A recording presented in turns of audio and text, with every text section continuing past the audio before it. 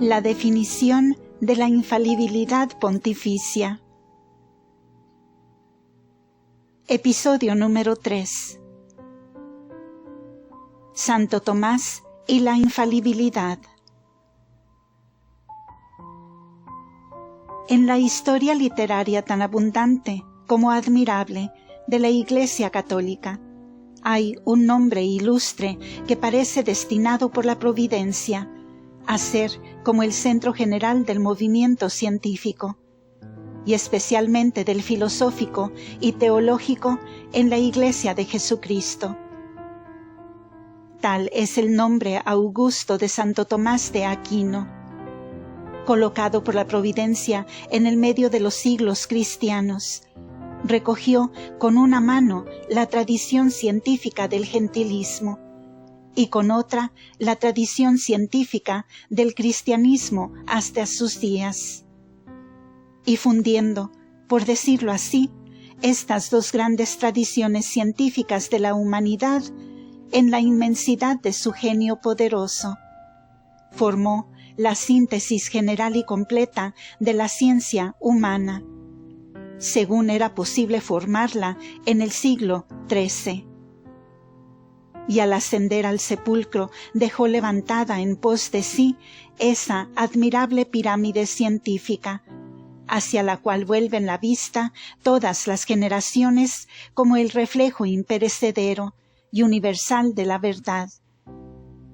En todas las grandes transformaciones literarias, en todas las grandes crisis, en todos los grandes errores trascendentales, en todas las herejías, en todas las ocasiones solemnes, la Iglesia de Jesucristo vuelve su vista hacia el gran doctor de Aquino y fija sus miradas en su doctrina y le considera como el norte y guía de la verdad, y coloca sus escritos al lado de las Santas Escrituras en sus augustas asambleas conciliares, y redacta sobre sus libros los cánones y decisiones dogmáticas contra la Reforma, y le apellida el martillo de todos los herejes y el azote de todos los errores, y considera como sospechosos en la fe a los que se apartan de su doctrina, y le presenta a los fieles de Jesucristo como el representante más genuino y completo de la verdad católica en todas sus manifestaciones. Bien puede decirse con toda verdad que en la historia de la ciencia humana no existe un nombre cuya autoridad sea tan universalmente reconocida como la ha sido en siglos anteriores, y lo es al presente la de Santo Tomás de Aquino. El filósofo como el teólogo, el jurista lo mismo que el moralista, el exégeta como el político, el místico y el ascético, el católico como el racionalista, todos acuden a sus obras, todos acatan sus decisiones, todos desean escudarse con su nombre, todos se complacen y se honran cuando les es dado aducir algún texto de Santo Tomás en apoyo y confirmación de sus ideas y opiniones. Así es que al suscitarse el debate con sus incidentes sobre la definición de la infalibilidad, y no obstante que la opinión del Santo Doctor sobre la materia es clara, concreta y tan terminante, que adversarios y defensores de la infalibilidad convienen unánimemente en que ésta tiene en su apoyo la sentencia de Santo Tomás. Todavía ha sido preciso librar batalla en torno de su nombre y entrar en discusión, siquiera indirectamente, sobre su opinión y autoridad en la materia. Sabido es, en efecto, que algunos adversarios de la infalibilidad, y especialmente el padre Gratri, han pretendido desvirtuar o disminuir la importancia de la autoridad del Santo Doctor sobre la materia, con ocasión o pretexto de su opúsculo, Contra errores Graecorum. El razonamiento del padre Gratry se reduce en sustancia a lo siguiente.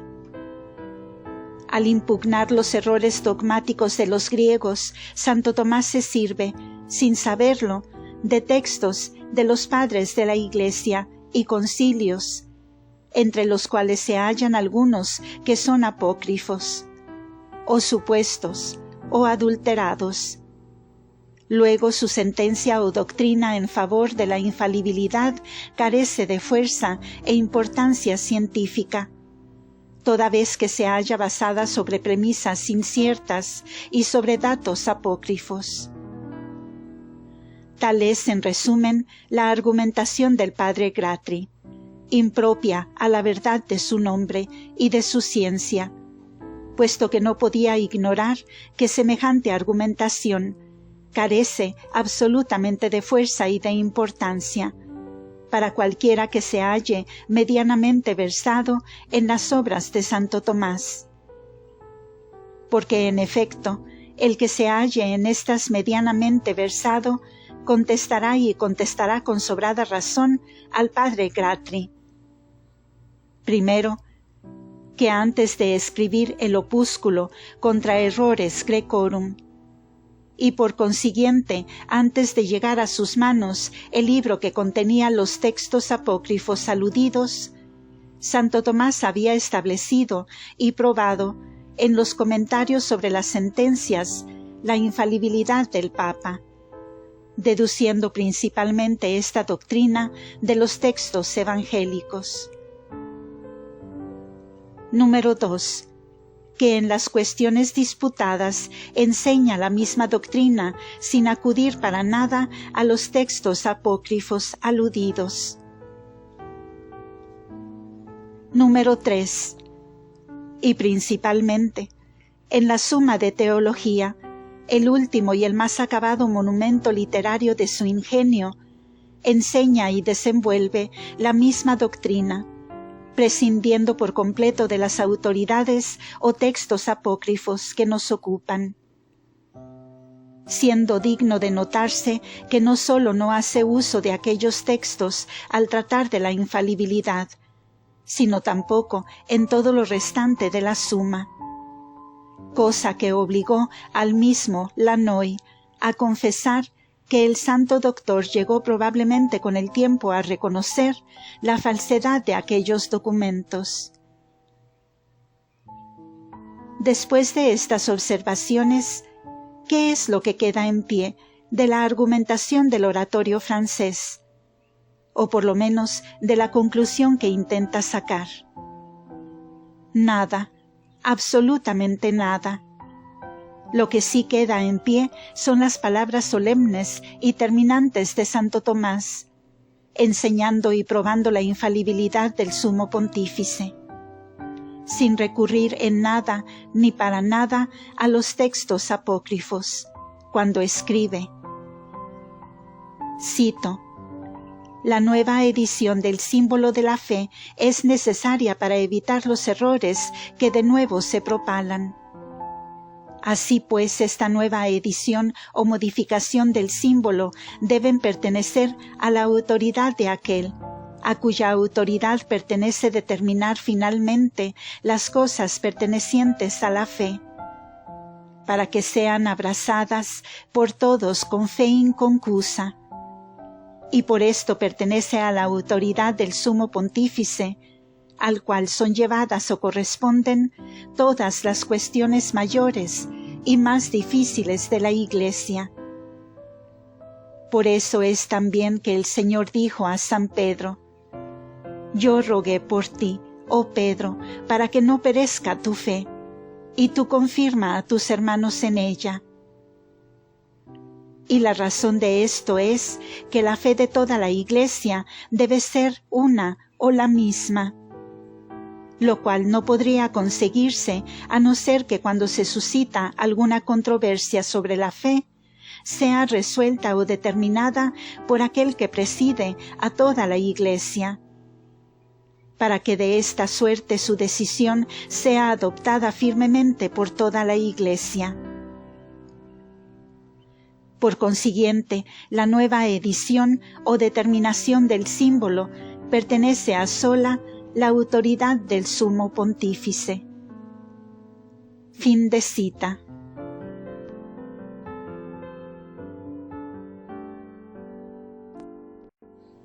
Es digna también de notarse la doctrina del Santo Doctor en otro lugar de sus obras, en donde después de haber afirmado y establecido que el Romano Pontífice puede, por su propia y sola autoridad, interpretar y añadir el símbolo de la fe, aun cuando esto haya sido ordenado en concilio general. Añade, primero, que a la sola autoridad del Sumo Pontífice pertenece congregar y confirmar los concilios generales. Segundo, que del concilio general se puede apelar al Romano Pontífice. Tercero, que no es de necesidad congregar concilio general para dirimir o determinar las controversias de la fe, pudiendo hacer esto el Sumo Pontífice por su propia autoridad. Cuarto, que los concilios generales que trataron y definieron cuestiones de fe, definidas ya y determinadas por los santos pontífices, lo hicieron siguiendo la sentencia y definición de éstos. Como se ve, esta doctrina de Santo Tomás se halla en oposición directa con las pretensiones de Monseñor Maret sobre la materia, y echa por tierra uno de sus principales argumentos en favor de la superioridad del concilio sobre el Papa, y en contra de la infalibilidad personal de éste. Para Santo Tomás, los concilios generales no sujetaron a su examen judicial las decisiones y enseñanza dogmática de los papas San León y San Agatón, sino que las siguieron adhiriéndose a ellas como a regla segura e infalible de la fe. Toda esta doctrina de Santo Tomás puede considerarse como una deducción lógica de la idea de unidad en la Iglesia católica, que el mismo Santo Doctor establece y desarrolla en los siguientes términos. Cito: para la unidad de la Iglesia es necesario que todos los fieles convengan o concuerden en la fe. Sucede algunas veces que se suscitan cuestiones acerca de las cosas de fe, de donde es fácil inferir que en la Iglesia se introduciría la división por razón de la diversidad de sentencias u opiniones, si no fuera conservada en la unidad por medio de la sentencia de uno. Luego, para conservar la unidad de la Iglesia, es preciso que haya uno que presida a toda la Iglesia, siendo pues evidente que Jesucristo no falta en las cosas necesarias a su Iglesia, a la que amó y por la que derramó su sangre. No cabe dudar de que según la ordenación de Cristo hay uno que preside a toda la Iglesia. Por lo mismo que Jesucristo había de privar a la Iglesia de su presencia corporal, fue necesario que diera comisión a alguno para que en su nombre cuidara o gobernara la Iglesia universal. Por eso dijo a San Pedro antes de la ascensión: apacienta mis ovejas. Y antes de la pasión: tú confirma a tus hermanos. Y al mismo solo prometió: te daré las llaves del reino de los cielos.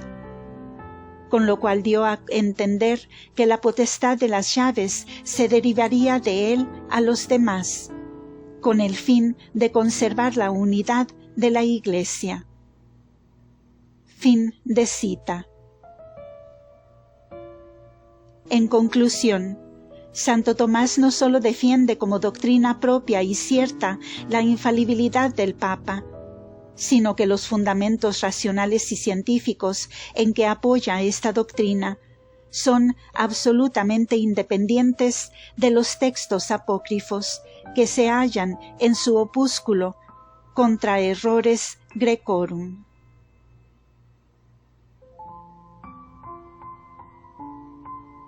Número 4. Necesidad y oportunidad de la definición, su importancia religiosa y social. San Agustín había escrito que la omnipotencia y misericordia de Dios son tan admirables, que al permitir el mal lo hace sacando el bien del mal. Así puede decirse que ha sucedido con la cuestión relativa a la infalibilidad pontificia. El programa de materias señaladas al concilio en la bula de convocación no hacía mención determinada de semejante doctrina. Ni en las escuelas ni en los libros se agitaba con calor especial esta controversia. Parecía natural que el concilio o prescindiera de ella, dejándola in statu quo, o por lo menos que se reservara a su iniciativa el plantear la cuestión y discutir la necesidad, conveniencia, utilidad y oportunidad de una definición dogmática sobre la materia. Y sin embargo, no sucedió así. Suscitada la cuestión por hombres de un celo más exagerado que discreto, y traída por los mismos al terreno inconveniente de la arena periodística, tomó repentinamente proporciones gigantescas y peligrosas, convirtiéndose en objeto de discusiones y violentas disputas, apasionadas e irritantes, que según la enérgica expresión del obispo de Orleans, turban profundamente las almas y encienden en la Iglesia un fuego que pudiera convertirse en espantable incendio. Ya dejamos indicado suficientemente que no aprobamos ni podemos aprobar la conducta de esos hombres, sin misión y sin competencia legal, que no contentos con suscitar una controversia formidable y peligrosa, por más de un concepto, han llevado a la discusión un lenguaje nada conciliador ni cristiano, y por demás irritante. Empero, la providencia divina, que según el profundo pensamiento de San Agustín, arriba indicado, se complace en sacar el bien del mal. Se sirvió tal vez del celo imprudente y exagerado de los hombres para hacer la obra de Dios. Una vez suscitada la controversia y conmovidas ardientemente las almas cristianas en torno de ella, era preciso en cierto modo terminarla de una manera capaz de poner término a las dudas, vacilaciones, ansiedades e inquietudes de las conciencias cristianas. Lo que antes parecía innecesario, o cuando menos inoportuno, considerado en el terreno puramente humano, pasó a ser necesario y oportuno por la fuerza de las circunstancias, de la naturaleza, extensión y efectos de la controversia suscitada. En este sentido, la definición dogmática de la infalibilidad pontificia puede apellidarse con fundamento decisión necesaria, con necesidad relativa aún en el orden puramente humano, y prescindiendo de los fines superiores de la providencia divina y de la acción invisible, pero innegable para todo católico, del Espíritu Santo. Si del terreno concreto y especial de las circunstancias y antecedentes de la definición que nos ocupa, nos elevamos al terreno general de los principios, aparecerá más evidente y palpable la necesidad y oportunidad de la indicada definición dogmática. Esta definición no es otra cosa, en el fondo, que la consagración de la superioridad de la razón divina sobre la razón humana y la afirmación solemne del principio de autoridad. Ahora bien, para todo hombre pensador, para todo hombre que haya reflexionado con alguna detención sobre el origen y naturaleza de los males que aquejan a la sociedad moderna, es indudable que esos males son debidos en gran parte al desprestigio de la autoridad. En el orden sobrenatural, en el orden natural, en el orden filosófico, en el orden científico, en el orden intelectual, en el orden moral y sobre todo en el orden social y político, el principio de autoridad se ve combatido en todas sus esferas, en todas sus manifestaciones y consecuencias, por toda clase de hombres y de medios, en las ciencias, en las artes, en la filosofía, en las plazas y calles como en los clubs y sociedades secretas, en los parlamentos como en las cátedras. Revélase a cada paso lo que pudiera apellidarse una formidable conjuración de odio contra toda autoridad divina y humana, contra las bases mismas de la sociedad y de la religión. De aquí esos complots tan horribles como frecuentes contra los depositarios del poder, esa situación azarosa de los gobiernos y los pueblos, ese aparato y empleo creciente de la fuerza material, esas vacilaciones y fluctuación continua de las sociedades modernas, que agitadas por los vientos contrarios de la revolución, pasan sin cesar de un estado a otro, y buscan, por medio de ensayos tan peligrosos como estériles, el equilibrio social y el centro moral que han perdido al separarse de los principios vivificantes del cristianismo, y al prescindir de su acción eminentemente conservadora y social. La razón humana y la política moderna, al rebelarse contra la razón divina y contra la política de Dios, en el gobierno del mundo, repitiendo con orgullo satánico y realizando el non serviam del ángel de las tinieblas, se ha condenado a sí mismas a fluctuar a todo viento de doctrinas y a soportar una existencia azarosa y agitada con el oído atento siempre al bramido formidable de la revolución. Fin de este episodio. Continuará.